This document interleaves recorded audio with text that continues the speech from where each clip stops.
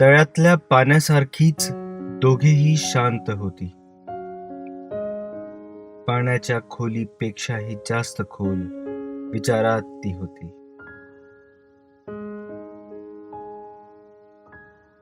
पाण्याच्या तरंगांसारखे असंख्य विचार तरंगत असावे त्यांच्या मनात. तरंगांकडे पाहत मूकपणे हरवले होते ते तळ्यातील पाण्यात. कदाचित नेहमीच तिची तक्रार असावी, बोलायला वेळच मिळत नाही. आज मात्र वेळच वेळ असतानाही बोलण्यासाठी तिला शब्दच मिळत नाही. कदाचित त्यांची ती भेट असावी पहिली. सुरुवात करावी कोठून याच प्रश्नात गुंतली असावी दोघी. की भेट असावी ती त्यांची शेवटची. असंख्य क्षण आजच जगण्यासाठी काळ गोठवून ती अमोघपणे बोलत असावी.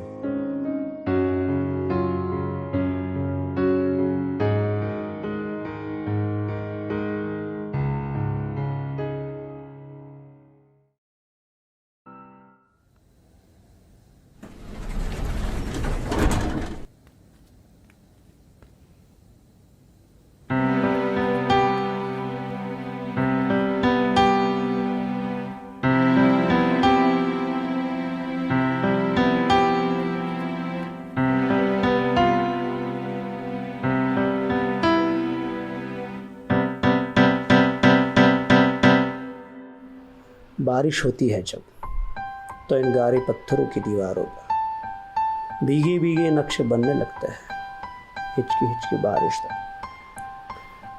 पहचानी सी एक लिखाई लिखती है, बारिश कुछ कह जाती है। ऐसे ही अश्कों से भीगा एक खत शायद तुमने पहले देखा हो।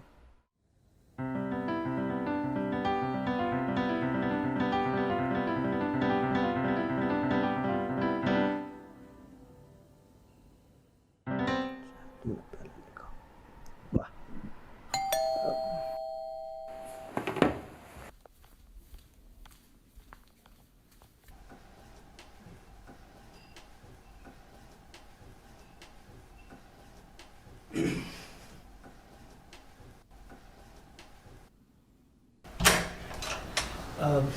हाय.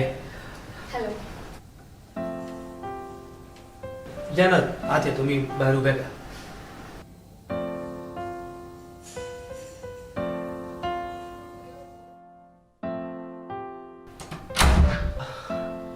तुम्ही उभ्या का? बसा ना. हो. मी पाणी आणतो.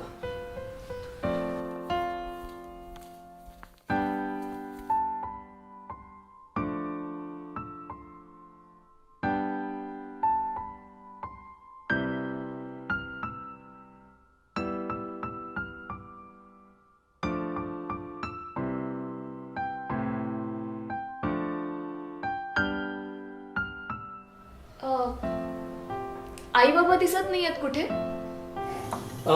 मंदिरात गेलेत. 15-20 मिनिटं झाले. येतील तासाभरात.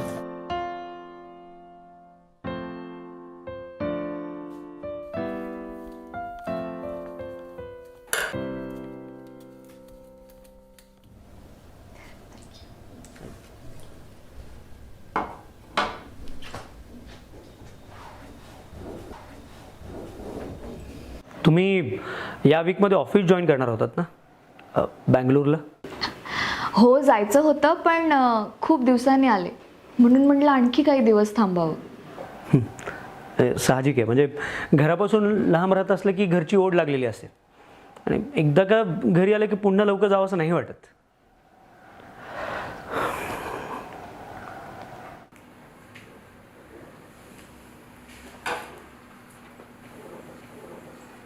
मी समजू शकते तुम्ही काय विचार करत असाल या क्षणी. मी अशी अचानक अनपेक्षितपणे कोणालाही न सांगता आमंत्रण नसताना इथे कशी काय? हो ना? हो ना. आय मीन अनपेक्षित तर आहेच. कसं काय येणं केलं? हां, तुम्ही आईबाबांना भेटायला आलास ना, हो ना? नाही, मला तुम्हालाच भेटायचं होतं म्हणून हे धाडस केलं. धाडस? हो, धाडस नाही तर अजून काय म्हणणार याला.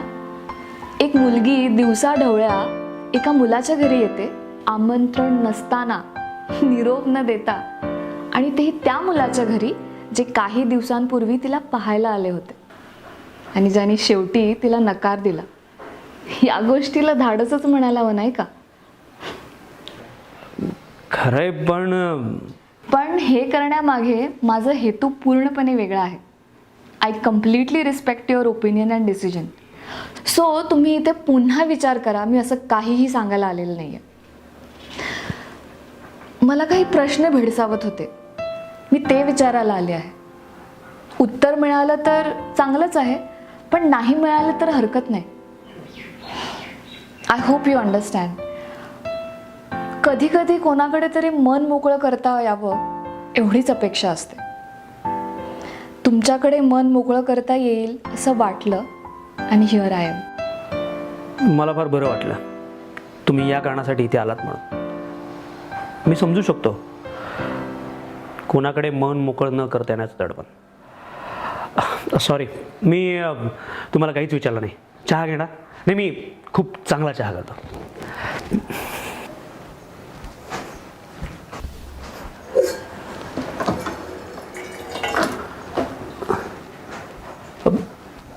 आमच्या निरोपाबद्दल तुमचा गैरसमज झाला आहे. आम्ही नकार नाही दिला. गैरसमज? कसला गैरसमज? हा पहिला अनुभव आहे का आमचा? 12वीच्या सुट्टीत मला पहिल्यांदा पाहुणे बघायला आले होते. बाबांनी तातडीने मला परत बोलून घेतले, नवरीसारखी नटवली आणि त्या अनोळखी माणसांसमोर नेऊन उभी केली. पहिल्यांदा इंटरव्ह्यू दिला मी त्यावेळी. 2 आठवड्यांनी त्यांचा निरोप आला नाही म्हणून. कारण म्हणे मुलगी लहान आहे अजून. येण्याआधी माहीत नसेल का त्यांना की मी लहान आहे म्हणून? मला त्या घटनेचं दुःख एवढंच की मामाच्या घरी चाललेला भातुकलीचा खेळ, सूर पारंब्या, ठिकरी, ही सर्व मजा मला अर्धवट सोडून यावी लागली होती. मग मला नंतर कळालं की तो होता मला मिळालेला पहिला नकार. म्हणून म्हटलं गैरसमज नाही झाला गैरसमज.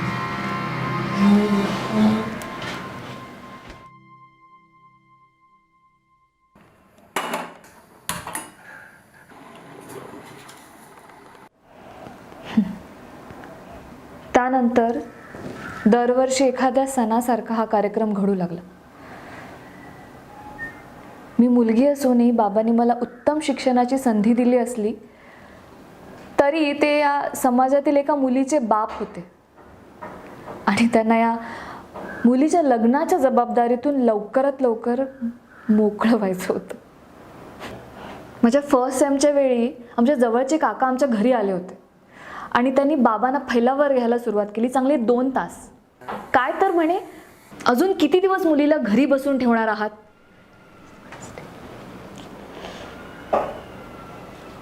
खरं सांगू, कळायला लागल्यापासून मला नेहमी उत्सुकता आणि हुरहुर लागून राहायची की कोण असेल तो, काय करत असेल, कुठे राहत असेल, हे जाणून घ्यायची मला नेहमी उत्सुकता असायची.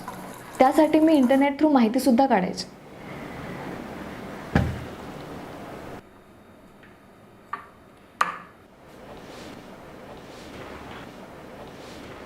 पण हल्ली मला काहीच उत्सुकता नाही राहिली. इतक्या वर्षांपासून काही ना काही कारणांमुळे योग न जमण्याचा वीट आलाय मला.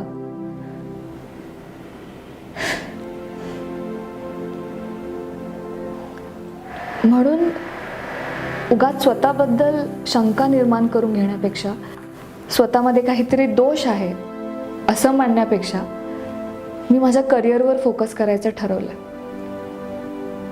त्या मार्गाने माझा हरवलेला आत्मविश्वास परत मिळवण्याचा प्रयत्न करते मी.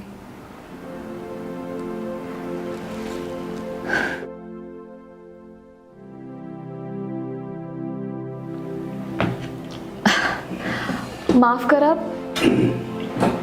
मी जरा जास्तच बोलते. नाही, माफी मागण्यासारखं काहीच नाही. तुम्ही बोला, निसंकोचपणे बोला.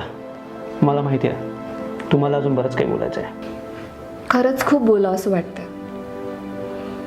बराच काळ मनात डांबून ठेवलेले विचार इतके शांत असतात की कधी त्याचं अस्तित्वही जाणवत नाही. आणि कधी वारुळातून निघणाऱ्या मुंग्यांप्रमाणे त्या कधी संपतील याचं थांग सुद्धा लागत नाही. माझीही काहीशी अशीच परिस्थिती झाली. पण आता मी आणखी काही बोलणं टाळतेच. बघू पुन्हा कधी योग आला तर नक्की बोलेन. आणि तुमच्यासारखा श्रोता असेल तर बोलणाऱ्याला पण हुरूप येतो. ॲक्च्युली नाही, म्हणजे मी समजू शकतो. कोणाकडे मन न मोकळं करता येण्याचं दडपण काय असतं मला माहिती आहे. आणि अशातच कोणीतरी भेटला की मनातलं सगळं उधळून द्यावं असं वाटणं फार स्वाभाविक आहे. मनुष्य जन्म इतर कुठल्याही प्राण्यापेक्षा श्रेष्ठ. फक्त एका फरकाने त्याला संवाद साधता येतो. पण आपल्यातले किती जण याचं महत्त्व जाणतात हा एक प्रश्नच आहे. जेव्हा आपण समाज, लोक, मान, प्रतिष्ठा यामुळे मनातल्या आवाजाकडे दुर्लक्ष करतो तेव्हा आपण माणूस ही पायरी सोडून खालच्या पायरीवर जातो. हे असं माझं स्पष्ट मत आहे. मी देखील माझ्यातला माणूस पण हरवलो होतो. आज तुमचं बोलणं ऐकलं आणि याची जाणीव झाली. खरं तर मी तुमचं बोलणं नुसतं ऐकत नाही आहे, तुमच्या तोंडून मी माझंच मत मांडतोय असं मला वाटतंय. तुम्ही माझ्या लहान बहिणीला पाहिलं का? हो, तीच. या ना.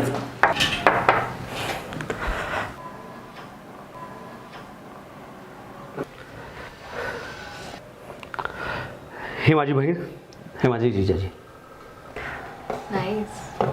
थँक्यू. गेले 5 वर्ष मी हिच्या लग्नासाठी प्रयत्न करत होतो. तुम्हाला आलेल्या अनुभवापैकी बरेच अनुभव मी अनुभवलेत देखील. या कारणाने मी स्वतःला तुमचा समदुःखी म्हणलं तर काही चुकीचं ठरणार नाही. म्हणजे लग्न संस्था जी असायची तिचा हल्ली कुठेतरी बाजार झाल्यासारखं वाटतंय. म्हणजे वर्षानुवर्ष चालत आलेल्या रूढी परंपरांमुळे म्हणजे वरपक्ष श्रेष्ठ की वधूपक्ष कनिष्ठ असं काही समज झालं आहे. आणि माझ्या मते हे चुकीचं आहे. म्हणजे बघा ना कसं आहे, या व्यवस्थेमध्ये दोघांना समान वागणूक मिळाली पाहिजे. अर्थात त्यांच्यामध्ये सामाजिक किंवा आर्थिक फरक असू शकतो, पण लग्न व्यवस्थेमध्ये त्या दोघांना समान वागणूक मिळाली पाहिजे. अरे असं अचानक का हसताय? काही नाही, अचानक माझ्या डोळ्यासमोर एक दृश्य उभं राहिलं. अर्णब गोस्वामीच्या डिबेट शोमध्ये एका चौकटीत मी आयडलिस्टिक गप्पा मारतोय असं मला वाटलं. म्हणजे आपल्या पिढीने नुसत्या गप्पा मारून फायदा नाही, काहीतरी करून हे बदल घडून आणायला हवेत. हा म्हणजे मी माझ्या लहान बहिणीच्या लग्नात असल्या अनेक बुरसटलेल्या पद्धतीने स्पष्ट नकार दिला. अर्थात पूर्णपणे यशस्वी नाही झालो, हां, पण हुंडा मागणाऱ्याला मी माझी बहीण देणार नाही हे मात्र मी करून दाखवलं. अर्थात फुल ना फुलाची पाकळी म्हणून हे स्वीकारलं. तुमच्या याच विचारांची झलक मला त्या दिवशी पाहायला मिळाली. आणि म्हणून असं वाटून गेलं की अशा विचारांच्या व्यक्तीसोबत आयुष्य व्यतीत करायला मिळालं तर. आणि तुमच्या हे डोळ्यात माझ्या भावनेला साजेसे भाव दिसले. आता इतक्या वर्षांच्या अनुभवामुळे माणसातला खरे आणि खोटेपणा याचा अंदाज येतो मला. म्हणून माझा कॉन्फिडन्स प्रचंड वाढला होता. पण तुम्ही माझा पोपट केला राव. म्हणून म्हटलं विचारावं तरी माझा कॉन्फिडन्स ओव्हर कॉन्फिडन्स कसा काय झाला. पहिले तर तुमच्या स्पष्ट वक्तेपणाला आणि प्रामाणिकपणाला माझा सलाम. आणि मला नसतं जमलं इतकं स्पष्टपणे बोलायला. आणि तुमच्या मनातला सेल्फ डाऊट जरा दूर करा की तुमचा कॉन्फिडन्स ओव्हर कॉन्फिडन्स ठरला. म्हणजे काय म्हणायचंय तुम्हाला? हेच की तुमचा अंदाज चुकला नव्हता. म्हणजे तुम्हाला नकार द्यायला काहीच कारण नव्हतं. आपलं बोलणं झालं त्या क्षणी मला जाणवलं माझा हा शोध संपला. ओके, म्हणजे तुमच्या आई बाबांना काहीतरी पटलं नसणार. नाही हो, आई बाबांनी तर घरी आलेला फोन उचलला होता होकार द्यायला. काय मग मीच त्यांना म्हणालो थोडं थांबा म्हणून.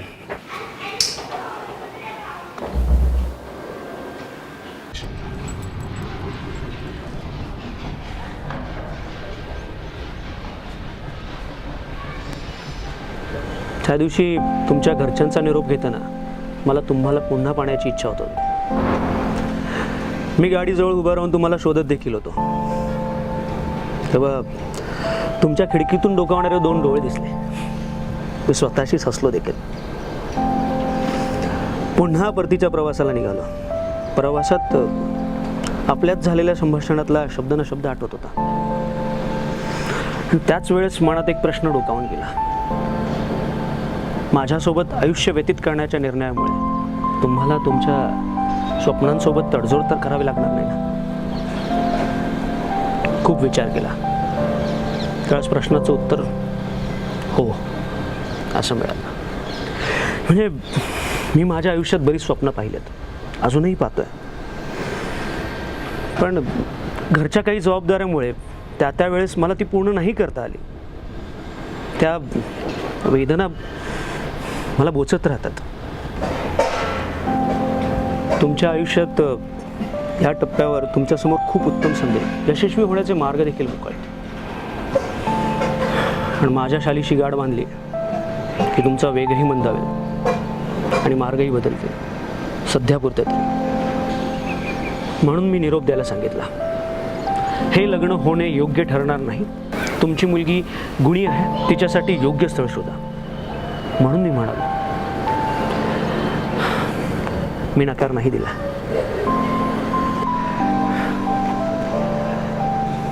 म्हणजे तुम्हाला हे माझं कारण क्षुल्लक किंवा बालिश वाटत असेल माझ्या आईबाबांप्रमाणे नाही, पण मी यात काहीच करू शकत नाही. जुन्या परंपरेमध्ये आणि जुन्या पद्धतीमध्ये बदल व्हावे असं वाटणं आणि बदल घडून आणणे, ह्या दोन्हीमधला फरक मी शोधतोय. या निर्णयाचा पश्चाताप होईल मला नक्कीच. पण तुम्ही आनंदी असाल ना, यापुढे सगळं काही विरून जाईल.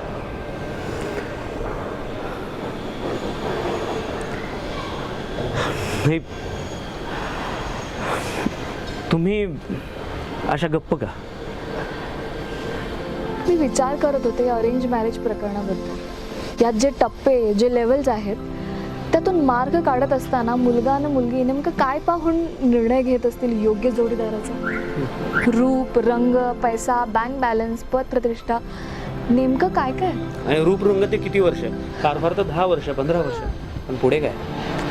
एकमेकांना समजून पाहण्याची वृत्ती आहे का, हे किती जण तपासून पाहत असतील? आणि तसं करण्याची संधी तरी मिळत असेल का रे? कारण आयुष्यातले प्रत्येक छोटे मोठे निर्णय घेताना जोडीदारांनी एकमेकांना समजून घेणं फार महत्त्वाचं असतं. ते साधता आलं तर मांडलेला डाव मोडून नव्याने डाव मांडता येतो. नवी स्वप्न पाहता येऊ शकतात. नव्या महत्त्वाकांक्षांना गवसणी घालता येऊ शकते एकमेकांच्या सहाय्याने. आणि समजा इतर सर्व गोष्टी जुळून आल्या पण एकमेकांना समजून घेण्याची वृत्तीच नसेल, तर मांडलेला डाव मोडायला किती वेळ लागणार आहे? म्हणून एकमेकांना समजून घेण्याची वृत्ती ही सर्वात महत्त्वाची असं मला वाटतं. तुमचं काय म्हणणं आहे यावर? अगदी बरोबर. एकमेकांबद्दल आदर असणं, आपुलकी असणं, एकमेकांना समजून घेता यावं, या व्यतिरिक्त आणखीन काय हवं असतं एखाद्या नात्यामध्ये? इतर सर्व बाबी नगण्य असतात. हो ना, अगदी बरोबर. मी निघते आता, फार उशीर झाला.